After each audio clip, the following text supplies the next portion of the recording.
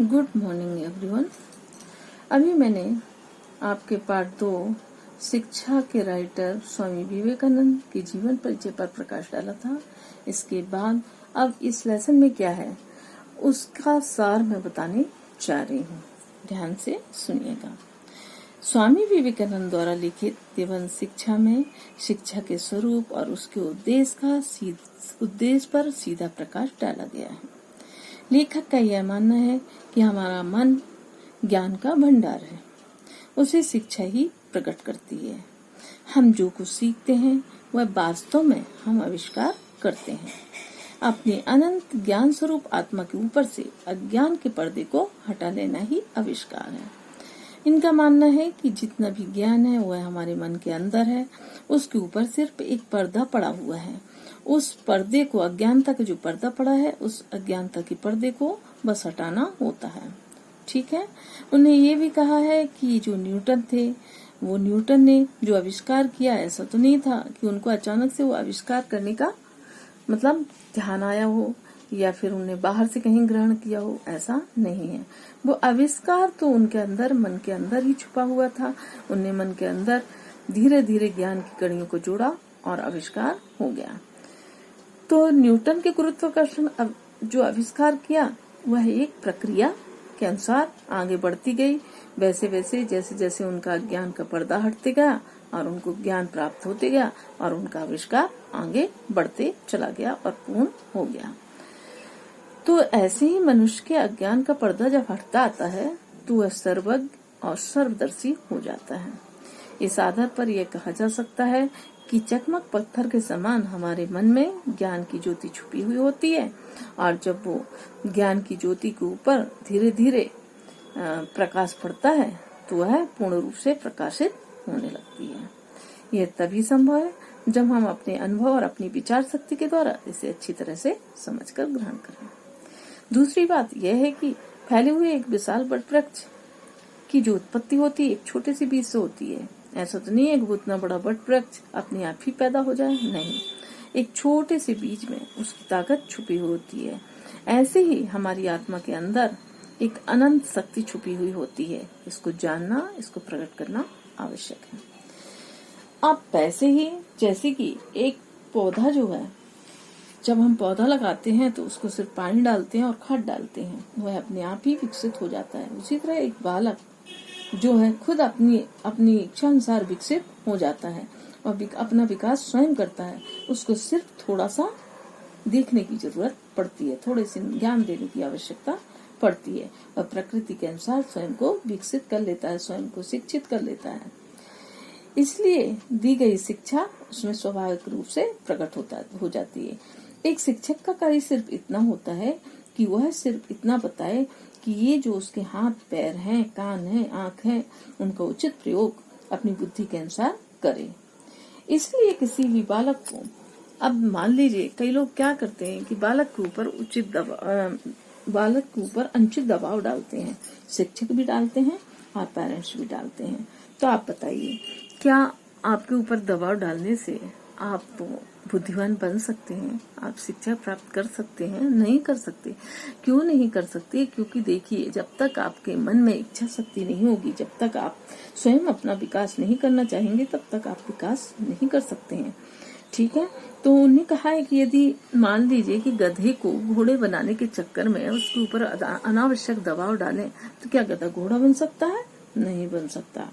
ठीक वैसे ही किसी भी बच्चे पर अनुचित दबाव नहीं डालना चाहिए शिक्षित बनाने के लिए। यह परिपाटी अच्छी नहीं है, बल्कि उसको स्वतंत्र छोड़ देना चाहिए। स्वतंत्र छोड़ने से शायद वह अपने विकास का मौका ढूंढ ले, वह अपना विकास स्वयं कर ले। अगर हम उस पर दबाव डालते रहेंगे, उसको डांट फटकारते रहेंगे, तो हीन भावना उसमें आ जाएगी और उसके कारण वह और भी योग्य नहीं बन सकेगा, है ना, वह अयोग्य बनकर रह जाएगा। इसीलिए स्वामी विवेकानंद ने क्या कहा है? स्वामी विवेकानंद उनका कहना है कि हमें अनावश्यक दबाव नहीं डालना चाहिए, बल्कि जो जहाँ है उसको वहीं से आगे बढ़ाने का प्रयास करना चाहिए, है ना, हौसला देना चाहिए, उसे आत्मनिर्भर बनाना चाहिए। एक आदर्श व्यक्ति बनाने के लिए उसे समय की आवश्यकता के अनुसार शिक्षा देनी चाहिए, उसकी प्रकृति के अनुसार ही उसे मार्ग दिखाना चाहिए। इस आधार पर किसी को आगे बढ़ाया जा सकता है। श्री रामकृष्ण देव ने क्या कहा है कि जीवन भर, ये श्री रामकृष्ण परमहंस ने यही कहा है, यही किया है जीवन भर, है ना। उन्होंने निराश और दुखी लोगों को आशावान और आशा और उत्साह की ज्योति जलाई है उन्होंने, और उनको आत्मनिर्भर बनाने का प्रयास किया है। उन्होंने उसको ऐसे व्यक्तियों को जो बहुत दुखी हैं, जो अपना मतलब आगे बढ़ने का, जिनको आगे बढ़ने में दिक्कत हो रही है, जो आगे नहीं बढ़ पा रहे हैं, जो हताश हो गए, जो निराश हो गए हैं, ऐसे लोगों को उन्होंने आगे बढ़ाया है। ऐसे विचारों के द्वारा वे जीवन मतलब उन्होंने हमेशा हतोत्साहित लोगों को प्रोत्साहित किया है और उनके चरित्र का निर्माण किया है। अब देखिए, अगर मान लीजिए कि एक ग्रंथालय, हम सोचते हैं कि बहुत सारा ज्ञान प्राप्त कर लें, तो एक ग्रंथालय में जितनी पुस्तकें हैं उसको हम कंठस्थ कर लें, क्या हम शिक्षित हो जाएंगे, हम योग्य हो जाएंगे? नहीं, हमें ये सब करने से हम योग्य नहीं बन सकते। इसकी जगह हमें क्या करना चाहिए, कुछ वाक्य पढ़ना चाहिए, कुछ वाक्य कंठस्थ करना चाहिए और उसके बाद उन्हें अपने जीवन में उतारना चाहिए। उससे हम योग्य बनेंगे। आज की शिक्षा का उद्देश्य क्या है? आज की शिक्षा का उद्देश्य है हम बड़ी बड़ी पोस्टों पर चले जाएं, हम लायक बन जाएं और अपने लिए जिए, है ना। तो ये आज की शिक्षा सही नहीं है, बल्कि आज की शिक्षा जो है देश हित के लिए नहीं है, देशवासियों के लिए नहीं है, चरित्र बल पैदा नहीं कर रही है, बल्कि बुद्धि में साहस भी नहीं जगा रही है, बल्कि क्या कर रही है, हमको पराधीनता मतलब हमको क्या कर रही है, हमको स्वयं के लिए जीने के लिए प्रेरित कर रही है। तो ये शिक्षा का उद्देश्य सही नहीं है।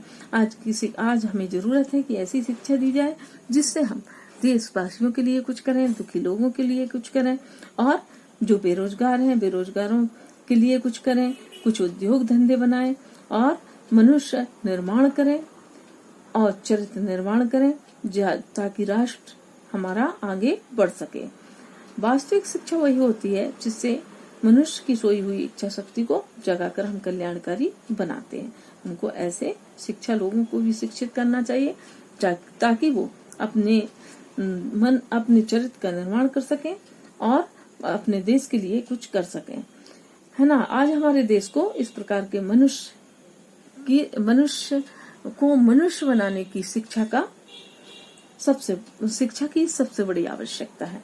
यदि हम ऐसी शिक्षा देंगे जिससे मनुष्य निर्माण हो सके, चरित्र निर्माण हो सके, तो राष्ट्र निर्माण अपने आप ही हो जाएगा। ठीक है, ये तो आपका सार था। सार के बाद अब आपको क्वेश्चन आंसर जो है मैं नोट्स में दूंगी। उसके अलावा आपकी जो एक्सरसाइज है, ये एक्सरसाइज आप स्वयं कर सकते हैं और ये एक्सरसाइज भी आप स्वयं कर सकते हैं। ठीक है, कुछ नहीं है इन एक्सरसाइजों में, लेसन पढ़ा है उसी के आधार पे है, तो ये एक्सरसाइज आपको खुद को करना है। ठीक है, ओके।